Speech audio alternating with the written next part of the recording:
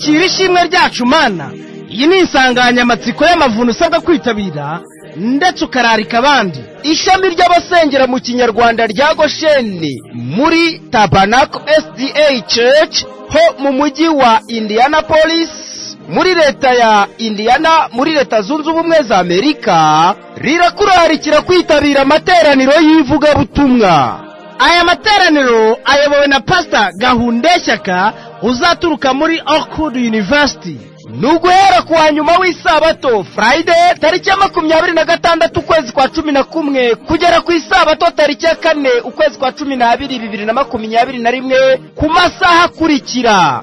Dutangira amavuna kuwa nyuma w'isabato Friday tuzatangira saa 12:30 z'umugoroba. Ku isabato ni umunsi wose, naho mu minsi y'imibyizi tuzajya dukora ivuna urugo ku rundi, naho mu minsi yo gusoza bizaba ari byiza cyane. Wowe icyo usabwa ntuzabure.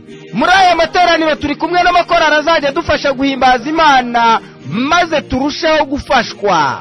Ayo ni Believers Family Choir, Inshuti z'Umusaraba Choir ndetse n'abiringiye Yesu Choir, zose zizaturuka ku itorero ry'Abadiventiste umunsi wa karindwi rya Elwell muri leta ya Michigan. Tuzabana kandi na korali Voice of Praise izaturuka mu mujyi wa Lexington muri leta ya Kentucky, ndetse na Victory Family izaturuka mu mujyi wa Louisville muri leta ya Kentucky. Ku isabato tariki ya 27 ukwa 11 2021 tuzabana na korali Abiringiye Yesu, naho ayandi makorali yose asigaye tuzabana nayo ku isabato tariki ya 4 ukwezi kwa 12 2021 ubwo tuzaba turi gusoza amavuna.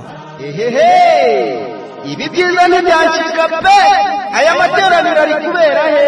Ni ku muhanda 61-20 Michigan Road, Indianapolis, 46-22-8.